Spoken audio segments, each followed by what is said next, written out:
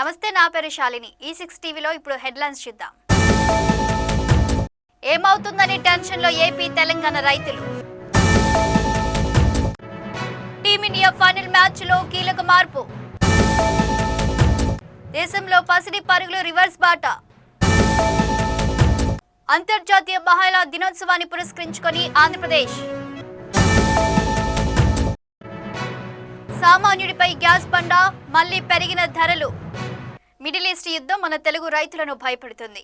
అందరూ petrol diesel ధరలు పెరుగుతాయని భయపడుతుంటే అంతకు మించిన ఒక పెనుముప్పు మన ఆక్వా మరియు పౌల్ట్రీ రంగాలను ముంచేయడానికి సిద్ధంగా ఉంది. ఆంధ్రప్రదేశ్ రొయ్యల సాగు నుంచి తెలంగాణ కోళ్ల ఫారాల వరకు లక్షలాది మంది జీవనాధారం ఇప్పుడు సముద్రం మధ్యలో చిక్కుకుపోయింది. అంతర్జాతీయ సరిహద్దులో రగులుతున్న యుద్ధ జ్వాలలు ఇప్పుడు తెలుగు రాష్ట్రాల రైతులకు ఆందోళన కలిగిస్తున్నాయి. మిడిల్ ఈస్ట్లో అమెరికా, ఇరాన్, ఇజ్రాయెల్ మధ్య నెలకొన్న ఉద్రిక్తతలు కేవలం పెట్రోల్ ధరలకే పరిమితం కాకుండా ఆంధ్రప్రదేశ్ ఆక్వా రంగాన్ని, తెలంగాణ పౌల్ట్రీ రంగాన్ని నిలువునా ముంచేస్తున్నాయి. గల్ఫ్, యూరప్ దేశాలకు వెళ్లాల్సిన సముద్ర ఉత్పత్తుల ఎగుమతులు అమాంతం ఆగిపోయాయి. తాజా నివేదికల ప్రకారం సుమారు $300 మిలియన్ విలువైన సీఫుడ్ కంటైనర్లు వివిధ పోర్టుల్లో నిలిచిపోయాయి. ఈ భారీ నష్టంలో దాదాపు 60% వాటా ఒక్క ఆంధ్రప్రదేశ్దే కావడం ఆందోళనకరం. విశాఖపట్నం, ముంబై పోర్టుల నుంచి గల్ఫ్ దేశాలకు వెళ్లాల్సిన రొయ్యలు, చేపల కంటైనర్లు కదలడం లేదు. ఎర్ర సముద్రం, స్ట్రెయిట్ ఆఫ్ హర్ముజ్ మార్గాల్లో దాడుల భయంతో షిప్పింగ్ నిలిచిపోయింది. యుద్ధం ప్రభావం కేవలం సముద్ర ఉత్పత్తులపైనే కాదు, మన పౌల్ట్రీ రంగంపై కూడా తీవ్రంగా పడింది. హైదరాబాద్, నామక్కల్ ప్రాంతాల నుంచి గల్ఫ్ దేశాలకు వెళ్లాల్సిన గుడ్ల ఎగుమతులు నిలిచిపోయాయి.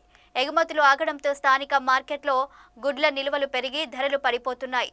దీనివల్ల పౌల్ట్రీ రైతులకు రోజుకు కోట్లాది రూపాయల నష్టం వాటిల్లుతోంది. భారత హలాలు మాంసం ఎగుమతుల్లో సగానికి పైగా వాటా గల్ఫ్ దేశాలదే.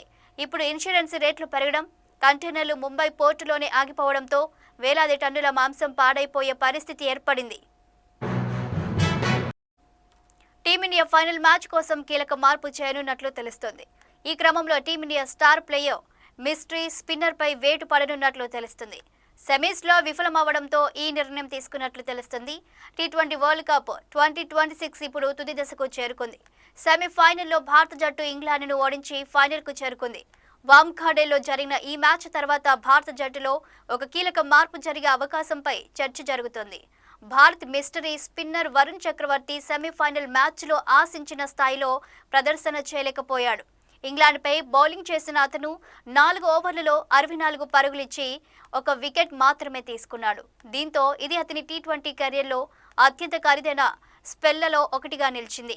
అయితే ఈ team India mystery spinner Jos Buttler కీలక వికెట్ తీసినప్పటికీ మిగతా సమయంలో ఇంగ్లాండ్ బ్యాటర్లు అతని బౌలింగ్లో భారీగా పరుగులు సాధించారు.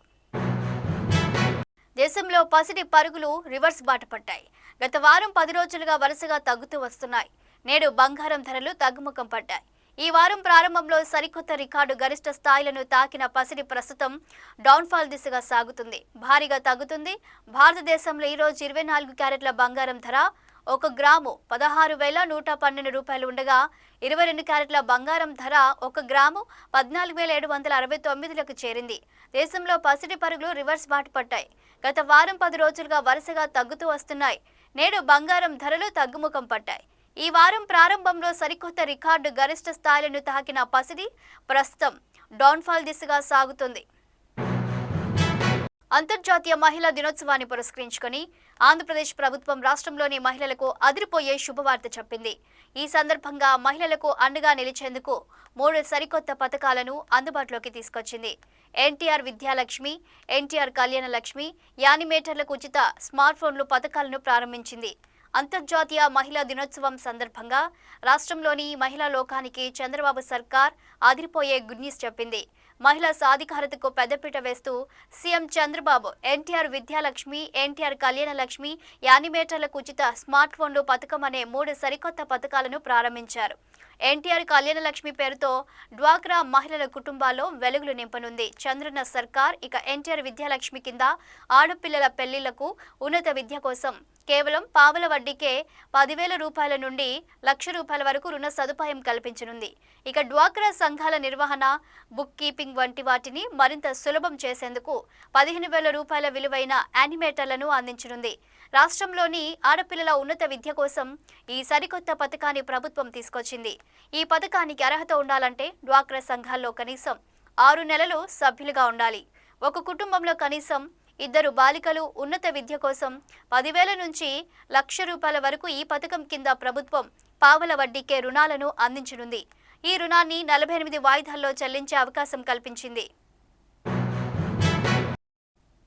నిత్యావసర ధరల పెరుగుదలతో సతమతమవుతున్న సామాన్య ప్రజానికానికి చమురు సంస్థలు మరో భారీ షాక్ ఇచ్చాయి.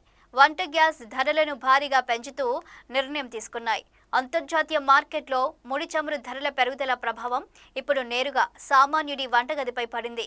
భాగ్యనగరంలో రవాణా ఖర్చులు, స్థానిక పన్నుల ప్రభావంతో గ్యాస్ ధరలు ఇతర నగరాల కంటే కాస్త ఎక్కువగా ఉన్నాయి.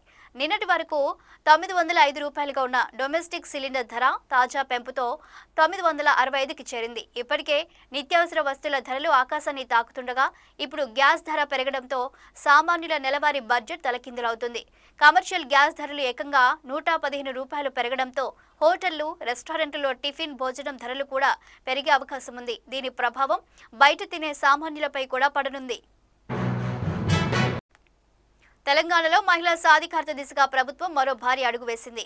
స్వయం సహాయక సంఘాల మహిళలకు ఆర్థికంగా, సామాజిక అండగా నిలిచేలా సరికొత్త నిర్ణయాలు తీసుకుంది. అటు రవాణా రంగంలో మహిళా సంఘాలకు భాగస్వామ్యం కల్పిస్తూ ఆర్టీసీ బస్సుల నిర్వహణ బాధ్యతలను అప్పగించడంతో పాటు 35 కోట్ల భారీ వడ్డీ లేని రుణాల పంపిణీకి శ్రీకారం చుట్టింది.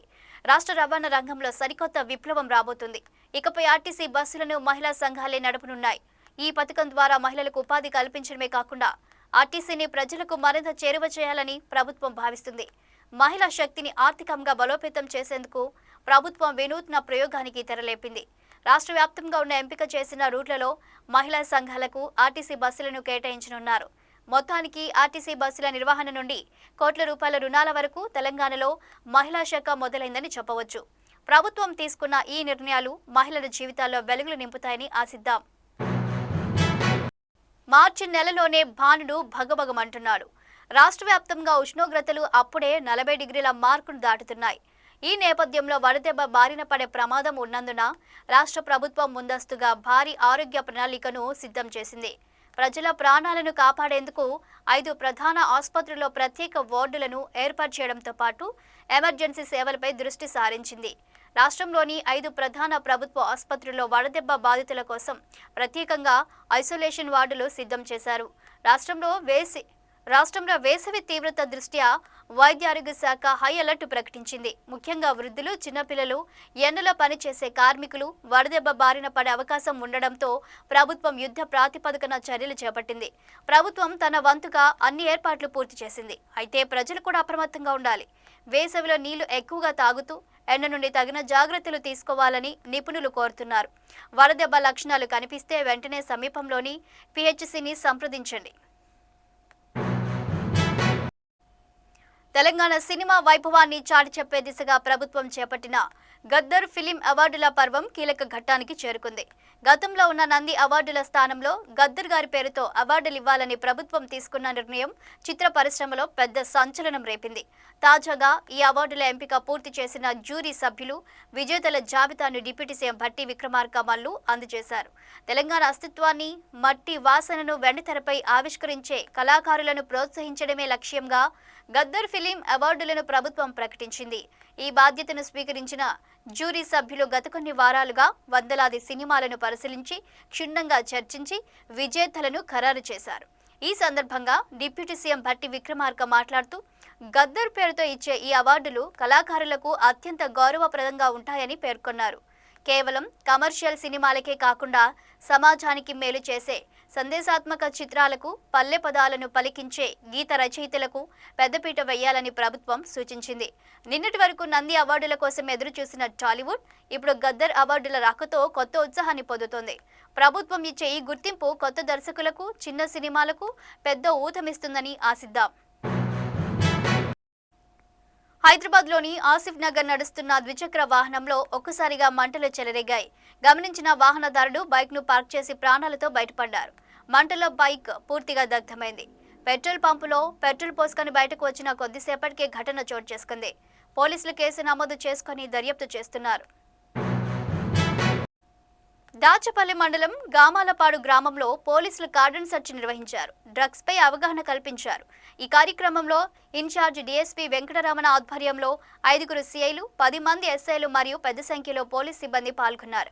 గ్రామంలో అనుమానాస్పద ప్రాంతాలను తనిఖీ చేస్తూ ఇళ్లను, వాహనాలను పరిశీలించారు. తనిఖీల సమయంలో సరైన పత్రాలు లేని సుమారు 40 ద్విచక్ర వాహనాలను పోలీసులు స్వాధీనం చేసుకున్నారు. అలాగే పలుగులు, గొడ్డలు వంటి ప్రమాదకర ఆయుధాలను కూడా పోలీసులు పట్టుకున్నారు. ఈ సందర్భంగా గ్రామస్తులకు మాదక ద్రవ్యాల వల్ల కలిగే ప్రమాదాలపై పోలీసులు అవగాహన కల్పించారు. డ్రగ్స్ వినియోగం యువత భవిష్యత్తును నాశనం చేస్తుందని, సమాజానికి కూడా తీవ్ర నష్టం కలిగిస్తుందని వివరించారు.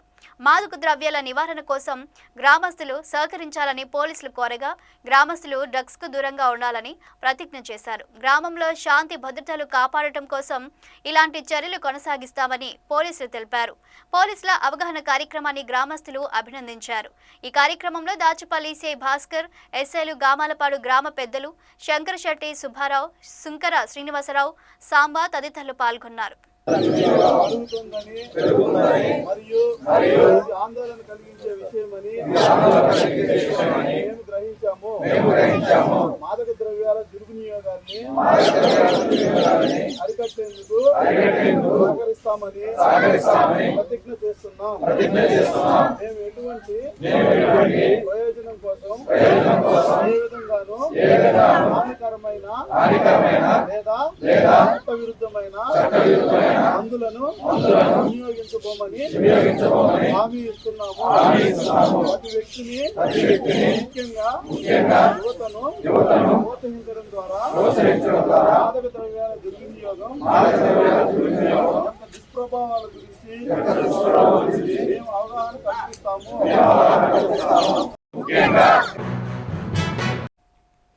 కలియుగ ప్రత్యక్ష దైవం తిరుమల శ్రీ వెంకటేశ్వర స్వామివారిని నేడు పలువురు ప్రముఖులు దర్శించుకున్నారు. శనివారం కావడంతో తిరుమలగిరిలో భక్తులతో కోలాహలంగా మారాయి. ఈ క్రమంలోనే సినీ రంగానికి చెందిన నటి ఎక్టా రాథోడ్, అలాగే తెలంగాణకు చెందిన ఎమ్మెల్సీ శ్రీపాల్ రెడ్డి స్వామివారిని దర్శించుకొని మొక్కులు తీర్చుకున్నారు. వీరికి టీటీడీ అధికారులు ఘన స్వాగతం పలికి దర్శన ఏర్పాట్లు చేశారు. శ్రీవారి ఆశీస్సుల కోసం ప్రముఖులు క్యూ కట్టారు.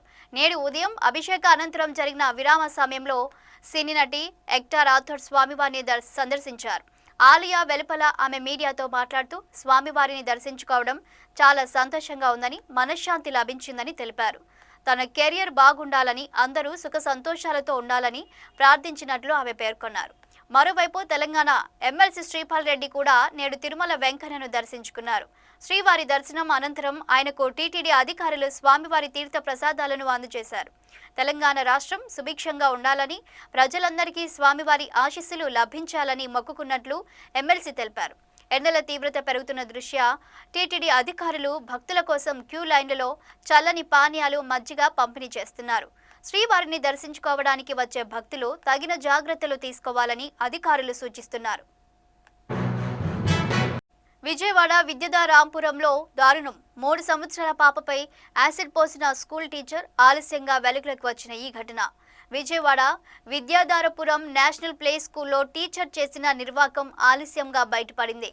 ఫిబ్రవరి 23వ తారీఖు పాపను నేషనల్ స్కూల్ దగ్గర తల్లి దింపింది. కాసేపటికి స్కూల్ నుంచి పాప బాత్రూంలో పడిపోయిందని తల్లికి ఫోన్ వచ్చింది. వెంటనే పాప తల్లి, అక్క స్కూల్కి వచ్చి ఏడుస్తున్న పాపని హాస్పిటల్కి తీసుకువెళ్లారు.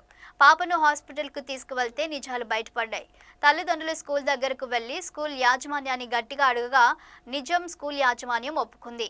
హాస్పిటల్లో బిల్లు కట్టి చేతులు దులుపుకుంది. తర్వాత కొంత డబ్బులు ఇచ్చి రాజుకి రమ్మని స్కూల్ యాజమాన్యం చెప్పింది. తల్లిదండ్రులు ఒప్పుకోకపోవడంతో బెదిరింపులకు దిగింది. ఈ విషయాలు బయటకు చెప్తే మీ అంతు చూస్తానంటూ ప్రిన్సిపాల్ తల్లిదండ్రులకు వార్నింగ్ ఇచ్చారు. డీసీపీ తమ చుట్టమంటూ తల్లిదండ్రులను బెదిరించారు. అల్లారు ముద్దుగా పెంచుకుంటున్న తమ కూతురుపై ఇంత క్రూరాత్మకంగా గాయపరిచిన వారిని శిక్షించాలని తల్లిదండ్రులు కోరుతున్నారు. భక్తుల ఆరాధ్య దైవం కాకినాడ జిల్లా తుని పట్టణంలోని గవరపేటలో వెలసిన శ్రీ శివాలయం ఆధ్యాత్మిక శోభతో విరాజిల్లుతుంది. స్వామివారిని దర్శించుకున్న భక్తులు తమ మొక్కులను హుండీ రూపంలో సమర్పించుకున్నారు. ఈ నేపథ్యంలో ఆలయ అధికారులు నేడు హుండీ లెక్కింపు కార్యక్రమాన్ని పారదర్శకంగా నిర్వహించారు. కాకినాడ జిల్లా తుని పట్టణంలోని గవరపేట శివాలయం భక్తులతో నిరంతరం రద్దీగా ఉంటుంది. స్వామివారిపై ఉన్న భక్తితో భక్తులు సమర్పించిన కానుకలను నేడు ఆలయ ఈవో పర్యవేక్షణలో లెక్కింపు చేపట్టారు. ఆలయ ప్రాంగణంలో జరిగిన ఈ కార్యక్రమంలో సేవాదళం సభ్యులు మరియు డైరెక్టర్లు ఎంతో క్రమశిక్షణతో పాల్గొని నగదును లెక్కించారు. లెక్కింపు ముగిసిన అనంతరం ఆలయ ఈవో మీడియాతో మాట్లాడుతూ ఈ దఫా హుండీ ద్వారా 3,60,876 ఆదాయం సమకూరిందని వివరించారు. ఈ నిధులను వృధా చేయకుండా ఆలయ పునర్నిర్మాణ పనులకు, గర్భాలయ అభివృద్ధికి మరియు స్వామివారిని దర్శించుకోవడానికి వచ్చే భక్తులకు అవసరమైన మౌలిక వసతుల కల్పనకు ఖర్చు చేస్తామని ఆయన స్పష్టం చేశారు. గవర్పేట శివాలయంలో భక్తుల రద్దీ రోజురోజుకు పెరుగుతుంది. ముఖ్యంగా పండుగలు, మాస శివరాత్రి సమయాల్లో భక్తులు సమర్పించిన కానుకల ద్వారా ఆలయానికి మంచి ఆదాయం సమకూరుతుంది. ఈ ఆదాయం ద్వారా ఆలయాన్ని మరింత సుందరంగా తీర్చిదిద్దేందుకు కమిటీ సభ్యులు ప్రణాళికలు సిద్ధం చేస్తున్నారు. భక్తుల మనోభావాలకు అనుగుణంగా పారదర్శకంగా లెక్కింపు పూర్తి చేసినట్లు అధికారులు చెబుతున్నారు. అందరికీ నమస్కారం అండి.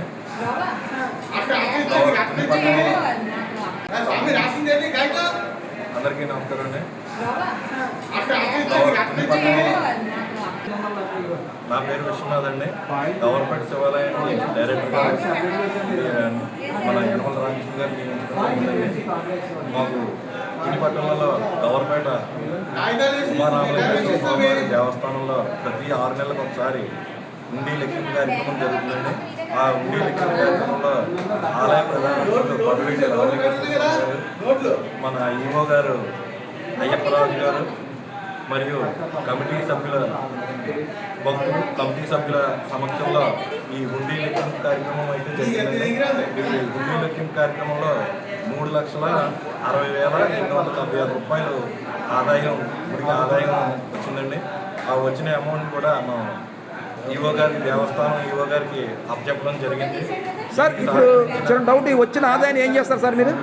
ఈ ఆదాయాన్ని మనకి గుడికి డెవలప్మెంట్ కోసం వాడటం జరుగుతుంది సార్. గుడి డెవలప్మెంట్ కోసం అభివృద్ధి చేయడానికి వాడటం జరుగుతుంది. అయితే ఈ ఆలయ స్టార్ట్ చేసింది.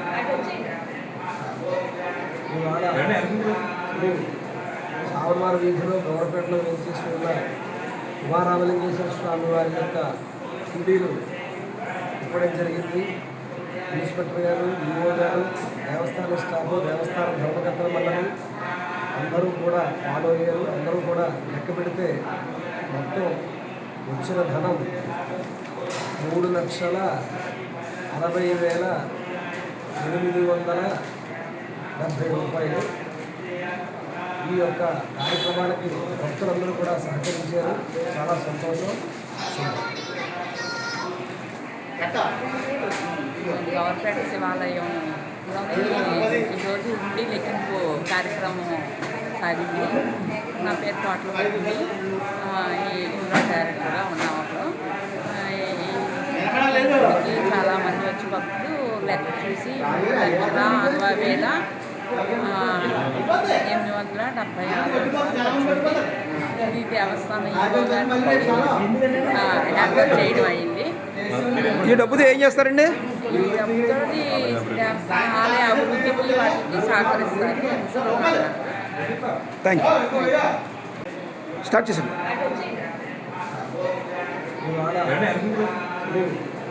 సావనవారి వీధిలో గౌరపేటలో వేసేస్తున్న ఉమారామలింగేశ్వర స్వామి వారి యొక్క హుండీలు ఇవ్వడం జరిగింది. ఇన్స్పెక్టర్ గారు, ఈఓ గారు, దేవస్థాన స్టాఫ్, దేవస్థానం ధర్మకర్తల మండలి అందరూ కూడా ఫాలో అయ్యారు. అందరూ కూడా లెక్క పెడితే మొత్తం వచ్చిన ధనం 3,60,870 రూపాయలు. ఈ యొక్క కార్యక్రమానికి భక్తులందరూ కూడా సహకరించారు. చాలా సంతోషం. నా పేరు విశ్వనాథ్ అండి. గవర్నమెంట్ శివాలయానికి డైరెక్టర్గా మన యనమల రామకృష్ణ గారు నియమించడం. మాకు ఈ పట్టణంలో గవర్నమెంట్ ఉమారామలింగేశ్వర స్వామి దేవస్థానంలో ప్రతి 6 నెలలకు ఒకసారి ఉండి లెక్కింపు కార్యక్రమం జరుగుతుందండి. ఆ ఉండి లెక్కింపు కార్యక్రమంలో ఆలయ ప్రధాన పర్వేటి రామలింగేశ్వర గారు, మన ఈవో గారు అయ్యప్పరాజు గారు మరియు కమిటీ సభ్యుల భక్తులు, కమిటీ సభ్యుల సమక్షంలో ఈ హుండీ లెక్కింపు కార్యక్రమం అయితే జరిగిందండి. ఈ హుండీ లెక్కింపు కార్యక్రమంలో 3,60,60,876 రూపాయలు ఆదాయం గుడికి ఆదాయం వచ్చిందండి.